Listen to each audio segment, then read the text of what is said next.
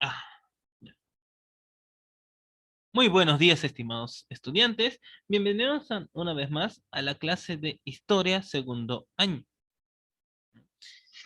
Ay, ay, ay, últimamente está haciendo más frío de lo usual, ¿no? Hoy día viernes, ¿no? Viernes 30, el último día del mes, ¿no? Se acaba abril, se nos va a abril, ¿no? Entramos a mayo, pues, ¿cómo sabrán? Yo les dije que al inicio estamos en la cuarta semana ya. A ver, yo les dije al inicio que cualquier comunicación conmigo lo pueden hacer a través de esto, ¿no? A través del correo, ¿no? A ver.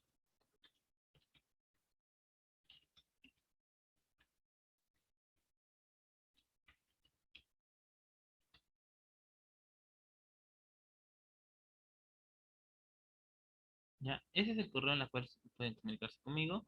Y también tienen la dirección, digamos, si usan redes sociales, también les voy a brindar. Ah, y un número WhatsApp por si acaso, ¿no? Ya,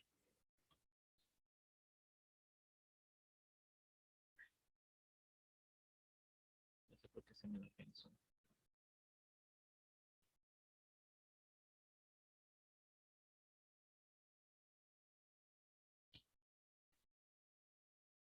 Pero cualquier consulta también, ¿no? A través de las redes sociales,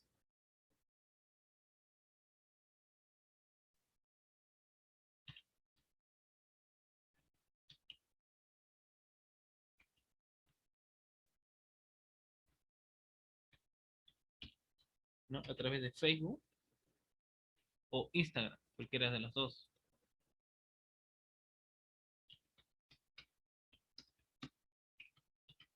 ¿Por qué se los digo esto, no? Porque, digamos, en cualquier momento, sea la penúltima o última clase y les diga, ¿no? Eh, ¿Saben qué? Para la siguiente clase, examen, ¿no? Puede ser que sea un spoiler, nada más, ¿no? Todavía no es el examen, pero lo estoy diciendo, ¿no?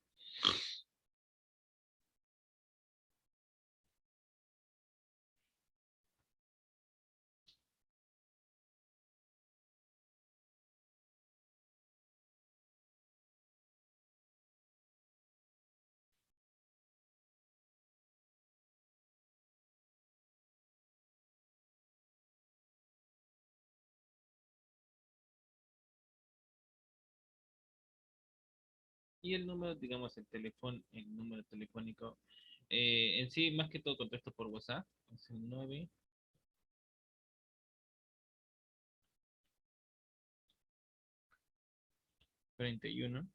169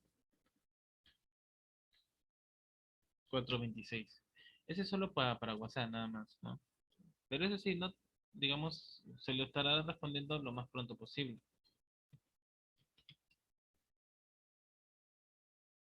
¿Ya? Ese es el número de WhatsApp. Para cualquier comunicación. ¿Por qué lo hago esto? Porque a continuación vamos a desarrollar las actividades que ya, como digo, ¿no? Poco a poco de que desarrollemos las actividades, se va viniendo, digamos, ¿no? Acerca del examen final.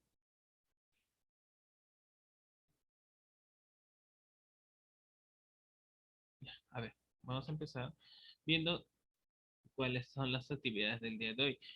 Para eso van a tener que tener su cuaderno, si no tienen su cuaderno, ¿no? En una hoja, y si no tienen una hoja, profesor, ¿lo puedo hacer de manera virtual? Sí, no hay ningún problema que lo hagas de manera virtual. Eso sí, ya yo no me, digamos, no tendría ningún problema si lo haces de manera virtual.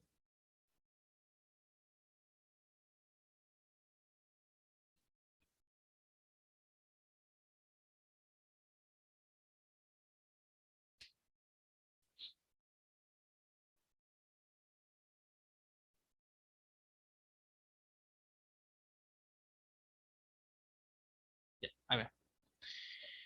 Actividad número 4.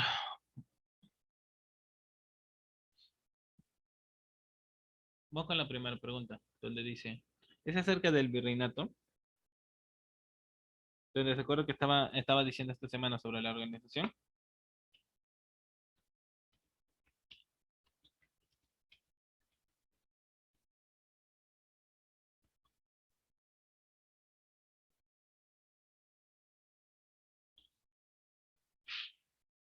en la cual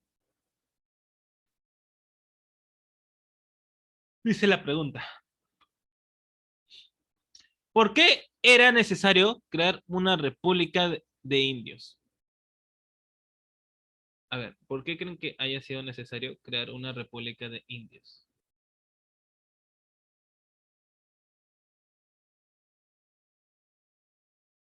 A ver, ¿por qué creen que haya sido necesario crear una república de indios?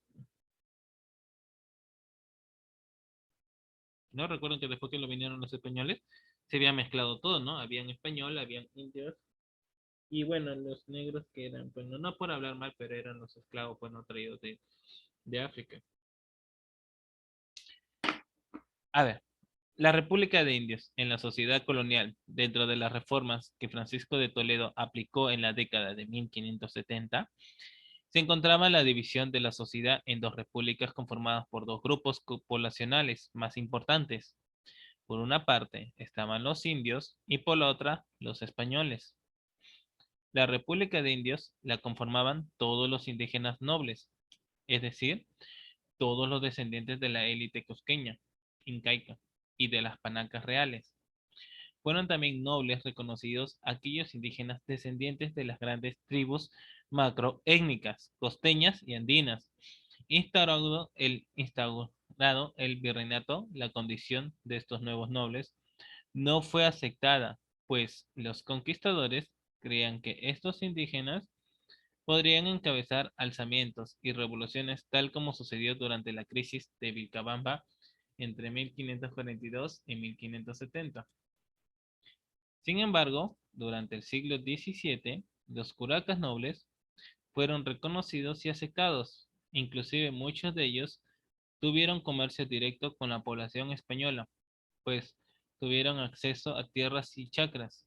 Hay que anotar que los nobles indígenas se encontraban exentos de tributar y de ir a la mita, por lo que el comercio se convirtió en una fuente de ingresos importante. Los nobles indígenas, aprovechando su condición, muchas veces comerciaban con productos que a su vez se encontraban libres de impuestos, oyuco, oca, papa, entre otros, y que tenían gran demanda entre la población vernacular. La corona buscó igualmente consolidar su posición creando para ellos colegios especiales para curacas.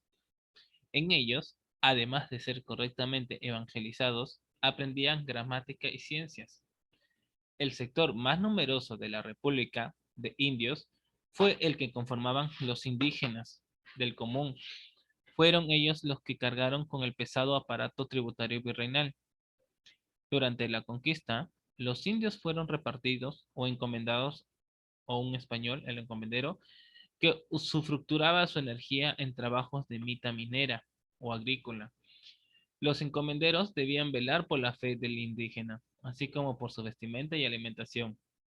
Sin embargo, la corona no continuó con el régimen de encomiendas y derogó para siempre este sistema con las llamadas leyes nuevas de 1542.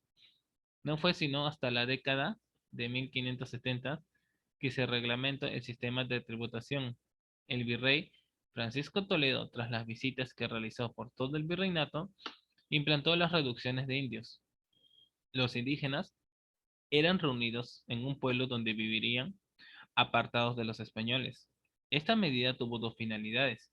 Primero, facilitar la labor evangelizadora a las órdenes religiosas. Y segundo, saber el número exacto de indios para estimar el tributo que los indígenas debían entregar a los corregidores. La carga tributaria variaba de acuerdo al número de pobladores de una reducción o pueblo de indios.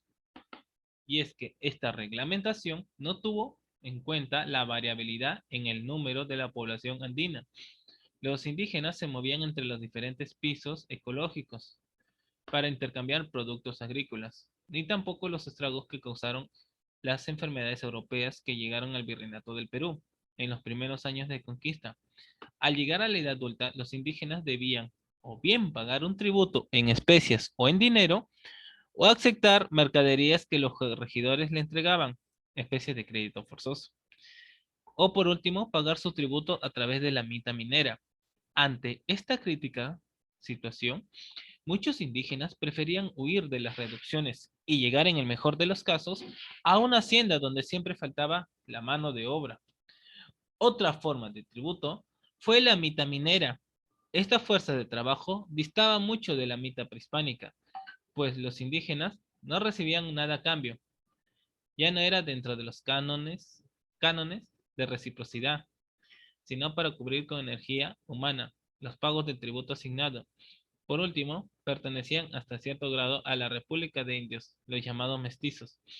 Discriminados por los españoles e indígenas por tener pureza en la sangre, los mestizos lograron insertarse en la sociedad durante todo el siglo XVII y ocuparon cargos menores como artesanos o servidores.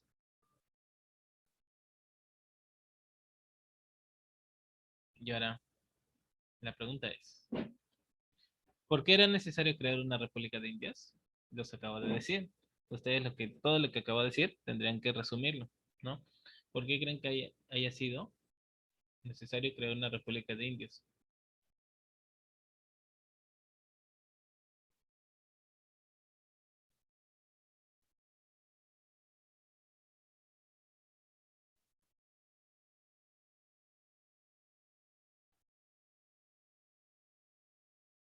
Ya, a ver, den bien su respuesta para poder plasmarlo.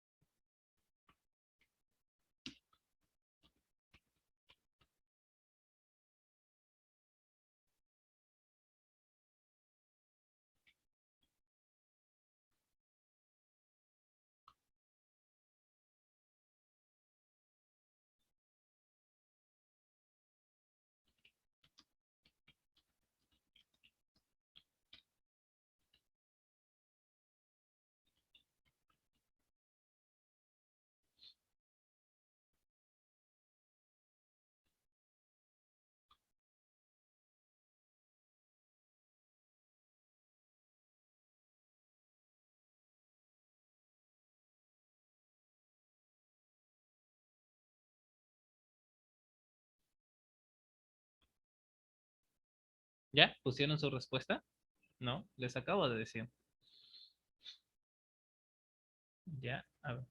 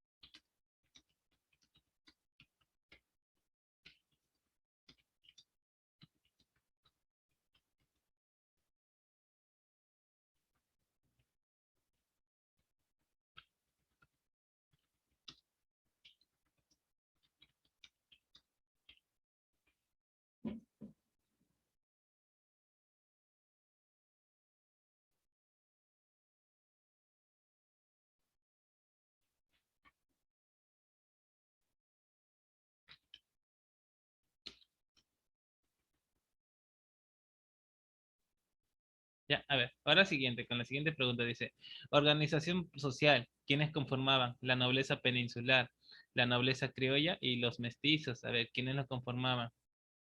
No, a ver,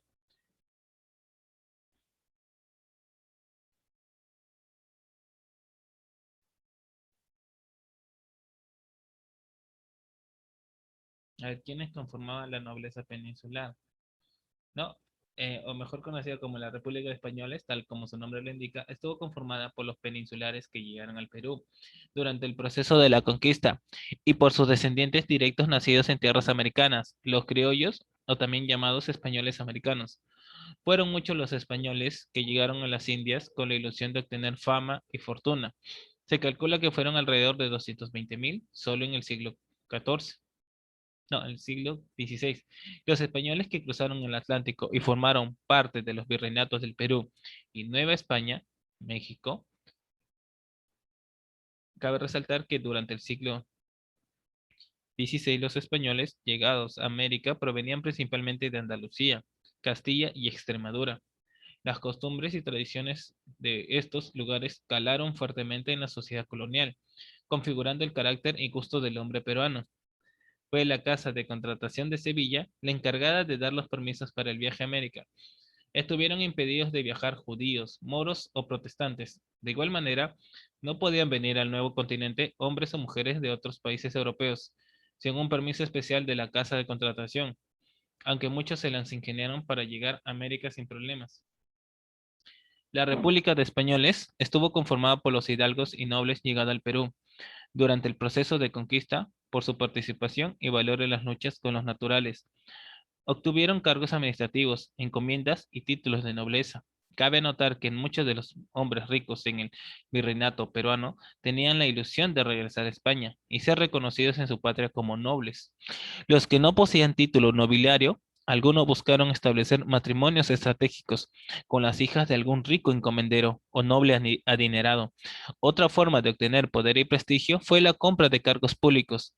Durante el siglo XVII y XVIII se hizo común la compra de cargos sin importar si es que el comprador era idóneo para el cargo o no. Sí, se compraban. ¿Le suena algo familiar? ¿No? ¿Le suena algo familiar? Ah, mejor no, ¿no? Es posible que esta política de compras haya sido fruto del crecimiento de la burocracia estatal.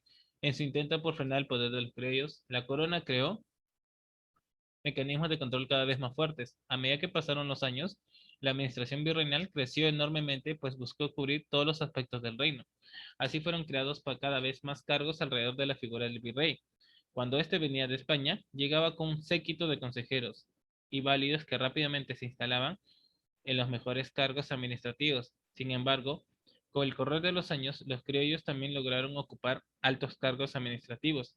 El único cargo que nunca obtuvo el criollo fue el de virrey. El resto tuvo más de una vez a un español americano en su dirección. Los miembros del Tribunal de Consulado y del Gremio de Comerciantes fueron parte de la República de Españoles. Estos hombres tenían el poder económico suficiente como para comprar cargos u obtener privilegios y mercedes de la corona, aunque en un inicio el poder adquisitivo no fue suficiente aval para obtener algún título nobiliario. Fue recién en el siglo siguiente que pudieron acceder al privilegio que otorgaba la compra de cargos y títulos. Los españoles que lograron amasar grandes fortunas en el virreinato peruano buscaron perpetuar su grandeza a través del mayorazgo. Este fue una forma de mantener las posesiones o porciones del territorio al linaje, pues era una herencia a la que el hijo mayor tenía derecho y de la cual no se podía separar. A falta de hombres, el mayorazgo recaía en la hija mujer. Otro grupo importante de esta república lo conformaron los profesionales, religiosos y artesanos. Los profesionales fueron principalmente profesores universitarios civiles y religiosos, que enseñaban en seminarios o colegios mayores. Su posición fue privilegiada, pues eran requeridos como consejeros en varias dependencias administrativas. Los artesanos en el Virreinato del Perú lograron tener estándares de vida mucho más altos que sus pares de España. Boticarios, zapateros, panaderos, entre otros oficios tuvieron importante demanda, ya que la población crecía año tras año gracias a la llegada de grandes grupos de españoles. Ah, sí, después están los criollos, ¿no? ¿Qué son los criollos? Los peninsulares, pues eran los españoles. ¿Quién era la nobleza criolla? ¿No? ¿A quiénes se le atribuye la nobleza criolla?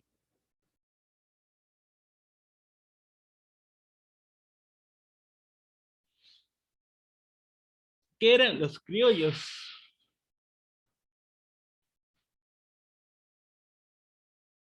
¿No? Qué eran los criollos?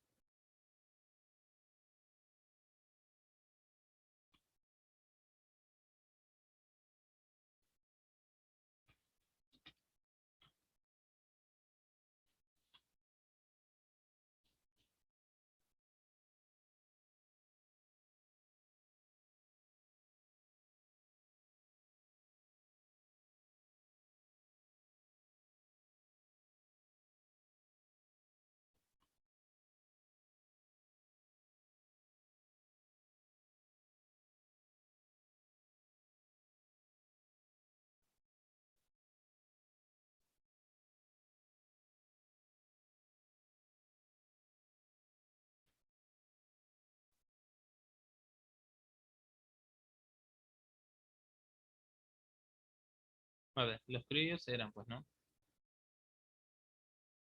Eran llamados criollos los hijos españoles nacidos en América. Era un inicio, en un inicio la corona no tuvo política definida frente a este sector de la población, que cada año se hacía más y más grande. Sin embargo, la corona sabía que era posible que surgieran en ellos sentimientos anticoloniales, principalmente tras la revuelta de los encomenderos a mediados del siglo XVI. Por esta condición, estuvieron prohibidos de ejercer cargos públicos. En la práctica ocuparon casi todos los cargos públicos, a excepción del cargo del virrey. Sin embargo, durante el siglo XVII y XVIII, la reticencia de la corona casi no se sintió en los virreinatos americanos. La independencia económica hizo que los criollos pudieran tener más libertades, por lo que varios de ellos amasaron grandes fortunas. Inclusive en el campo religioso, las diferencias entre peninsulares y criollos se redujeron drásticamente. Muchas criollas llegaron a ser monjas de velo negro, abadesas, y los hombres llegaron a ocupar importantes cargos en el arzobispado. Ya en el siglo XVII, la corona puso especial énfasis en quitarles el poder que habían logrado obtener en los siglos anteriores.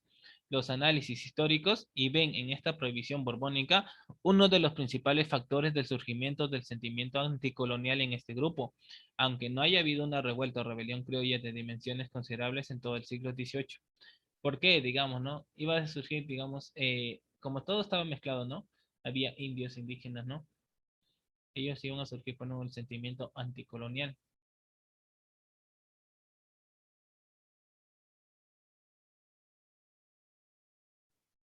¿no? Y ellos tenían miedo, pues, ¿no?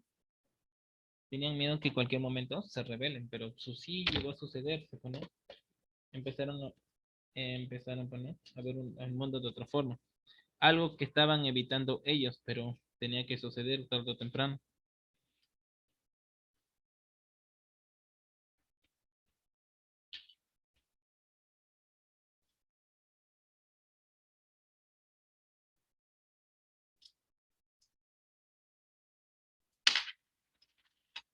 Oh.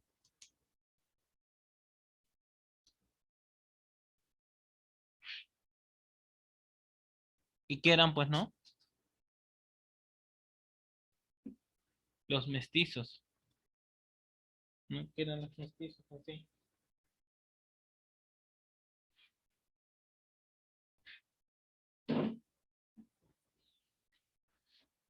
¿Qué eran los mestizos? Sí, porque en un tiempo, digamos, que en el censo se querían criollos, como los mestizos.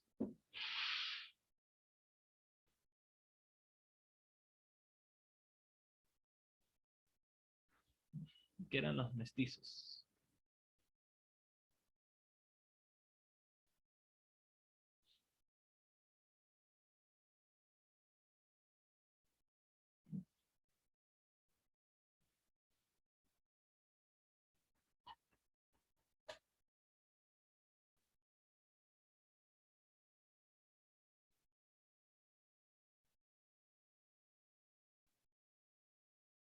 No, los mestizos eran los hijos de padre español y madre indígena.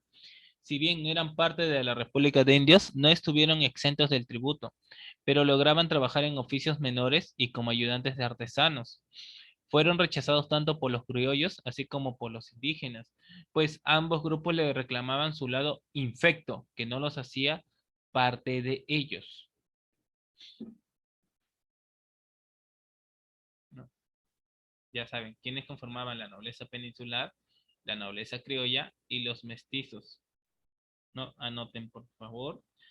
En palabras breves nada más, ¿no? Que le puede caber en el cuadrito. Sí, háganlo en su cuadro y en su hoja, ¿no? Y si lo están haciendo de manera virtual, no hay ningún problema. Eso está en el libro también. No sé si ustedes tendrán el libro.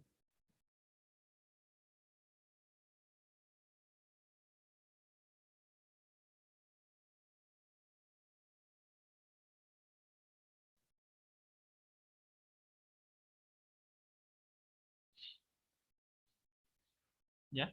A ver, anótenlo bien. Quienes conformaban la nobleza peninsular, la nobleza criolla y los mestizos. No solo conformaban los españoles, no, que tienes que, digamos, especificar.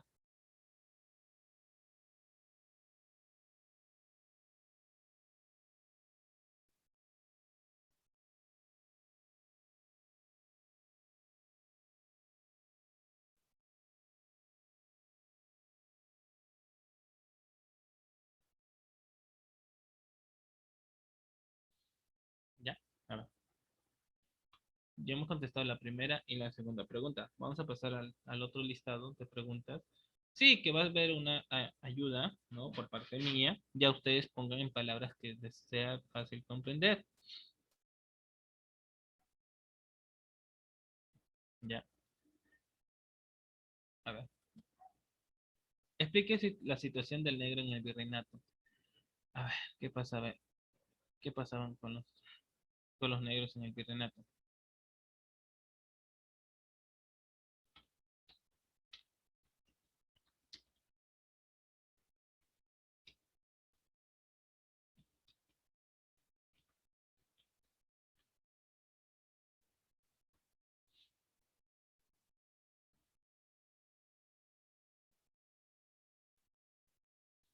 A ver, ¿cómo sería la situación del negro en el virreinato?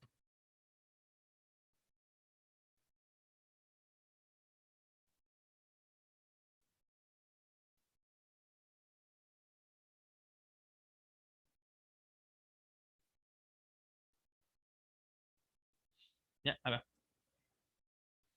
La esclavitud ha sido el factor fundamental de la diáspora negroafricana, buena parte de la cual prosiguió su vida en tierras americanas. Perú no fue una excepción. El país andino fue destino de una gran cantidad de esclavos negros, cuya pervivencia llega hasta nuestros días. Según una tradición, fue un negro quien pintó el Señor de los Milagros, la imagen más festejada y venerada en todo el país. Perú formaba parte de lo que al principio se llamó Nueva Castilla, cuya primera etapa de exploración tuvo lugar en 1524 y continuó de forma más metódica entre 1526 y 1528. En 1527 llegó el primer negro a las órdenes de Alonso de Molina, que desembarcó en Tumbes. Pizarro capituló con la corona la pacificación y colonización del territorio en 1529 y en 1531 se lanzó a la conquista, llevando unos 500 negros de Guinea como parte de su tropa. Almagro fue el principal aliado de Pizarro en esta conquista, pero pronto surgió la rivalidad entre ambos cuando éste quiso quedarse con Cusco y las zonas más ricas del Perú, relegando a Almagro a las más pobres. El enfrentamiento acabó con la ejecución de este en 1538, pero partidarios suyos se tomaron la revancha al asesinar a Pizarro en 1541. La lucha entre ambos bandos obligó a la corona a intervenir, y la solución dada fue la fundación de un virreinato que gestionaría toda la vertiente del Pacífico. La capital fue Lima, fundada por Pizarro en 1535, con el nombre de Ciudad de los Reyes. Esta ciudad tenía un barrio llamado Triana y a la calle Malambo, de claro sabor negro por donde se salía al campo.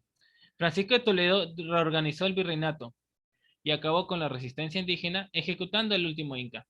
Tupac Amaru, en 1570, presentó a la corona un plan para que negros y mulatos libres entraran al servicio de los españoles y fueran empleados en la minería, considerando el sector económico primordial. Lima fue para el Pacífico lo que Cartagena de Indias para el Atlántico, y la población negra no dejó de incrementarse. De 4.000 negros en 1586 se pasó a 13.137 en 1619, por encima de los 12.500 españoles. En 1642, la población, sí, cierto, no puedo decir, la población negra en todo Perú era de unos 30.000. La petición de Toledo muestra la necesidad de que se tenía que los africanos para llevar adelante la colonización. En una relación del virrey y marqués de Montes Claros, a su sucesor en diciembre de 1615, le decía, entre otras cosas, la falta que hay entre estas provincias de servicio obliga a que generalmente sea todos de negros. De la mezcla de estos con gente que blanca han resultado mulatos. En 1646, el Cabildo de Lima volvió a pedir a la corona que se intensificara su llegada, porque cada año morían unos 2.000 frente a la entrada media anual unos 400. En las descripciones de ciudades como Piura, Tumbes, Lambayeque, Colán, Paita, El Calle, Cusco, Ica, Cajamarca, Arequipa, se hace constar en las expresamente, ¿no?, la presencia negra y mulata la junta a las de mestizos y negros. Del Callao afirman hay presididos de 500 españoles en 5 compañías de infantería y mucha gente de servicio con negros y mulatos. De Cusco hay en esta imperial ciudad gran población de indios nobles y ordinarios que pasan 14.000 vecinos. con gran cantidad de negros esclavos y mulatos, según se recoge en Compendio y la descripción de las Indias Occidentales, una obra de Vázquez de Espinosa, fechada en 1627.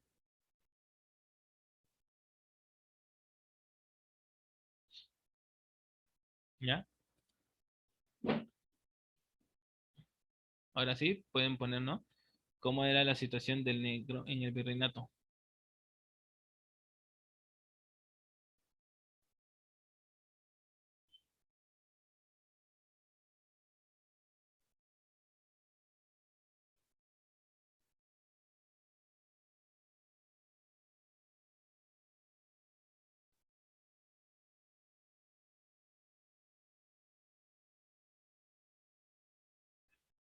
¿Ya? A ver, a la vez que saben ustedes la situación del negro en el virreinato, ahora vamos a ver, ¿no? ¿Qué es lo que pasaba con el indio en el virreinato, ¿no?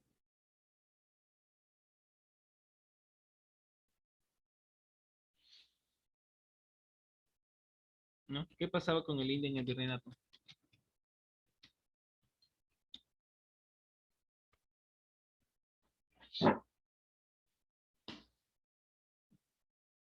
Creo que sí le conté, ¿no?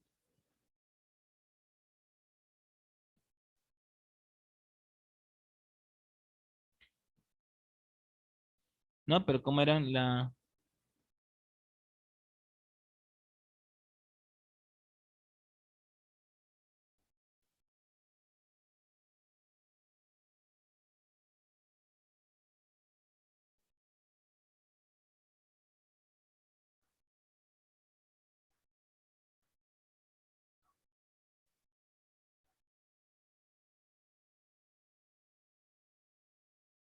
Ya, a ver.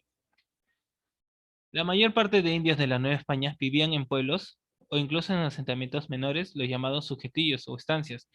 Por contra, los españoles habitaban generalmente en villas y ciudades.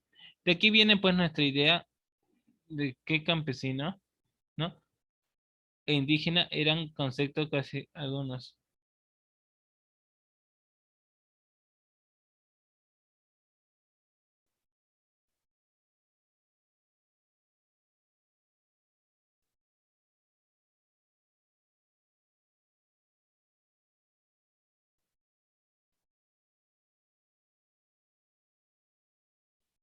Ya, a ver.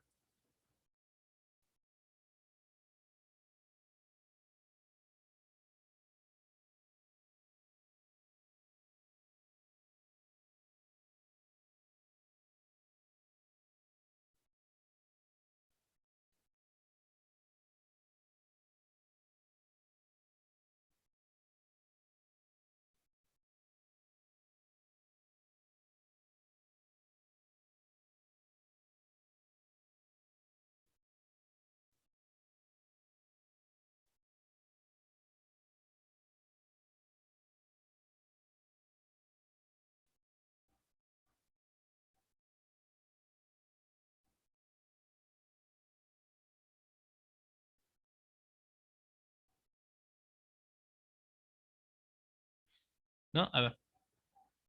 Eso fue casi pues, sí porque la corona española encontró inevitable e o convenientemente reconocer la primación que tenían los lugares, que habían sido capitales de los llamados reinos nativos. También sucedió que los indios se adoptaron desde fechas muy tempranas, como en su momento observó Charles Gibson, las ideas españolas sobre las jerarquías humanas. Como consecuencia, comenzaron a presentar informaciones de méritos para solicitar.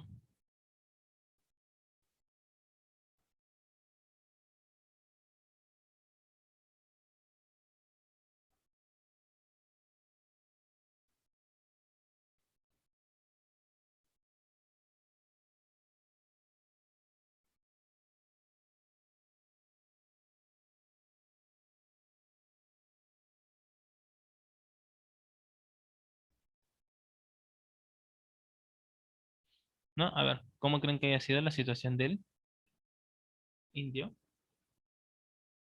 en el virreinato? ¿Creen que lo trataban de maravillas? Ah, indio, no, tu ser importante para el pueblo peruano.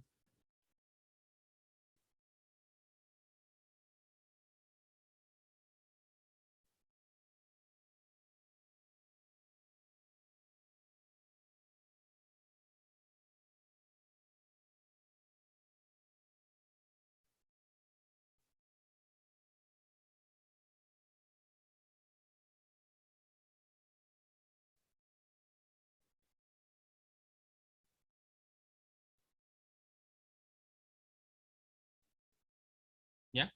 A ver, siguiente pregunta. En el régimen de las castas, al transcurrir el tiempo, ¿qué se produjo? ¿Qué era el régimen de las castas, no?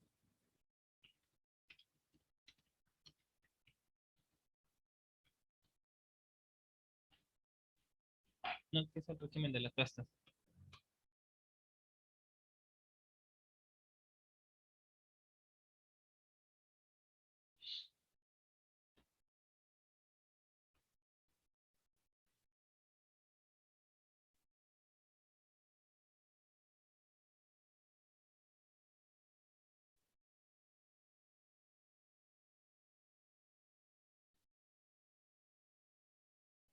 Ya, a ver, el régimen de las castas al transcurrir el tiempo.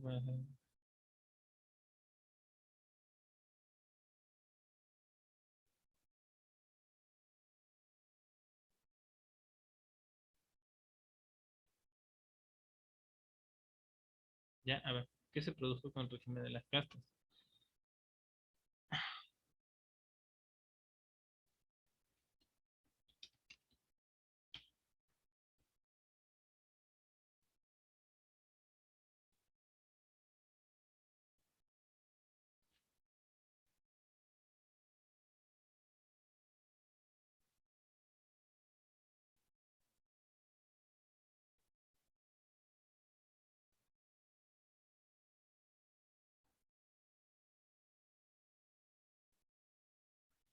Ya, a ver,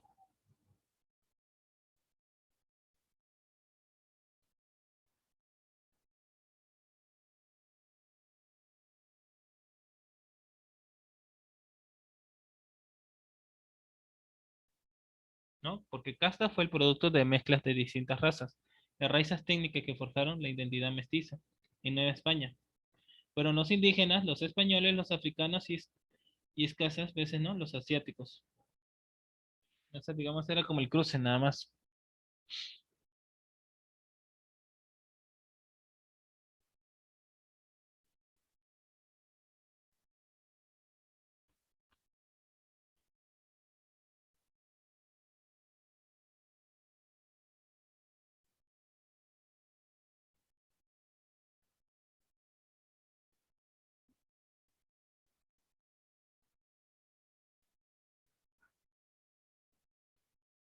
Ya, a ver, contesten bien esas tres preguntas. Ya, contéstenlo bien. No dejen para mañana lo que pasará hoy. Porque, digamos, se acaba la hora. Normal, seguimos hasta la pregunta 20.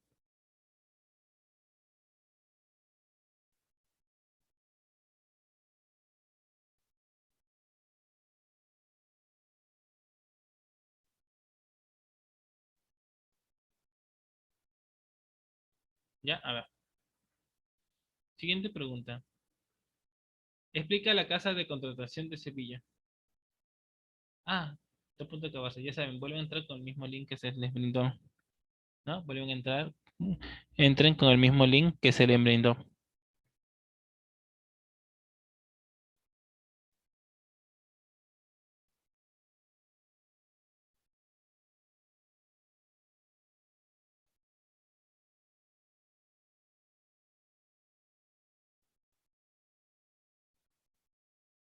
Ya, a ver. Nos vemos en la siguiente hora para seguir resolviendo.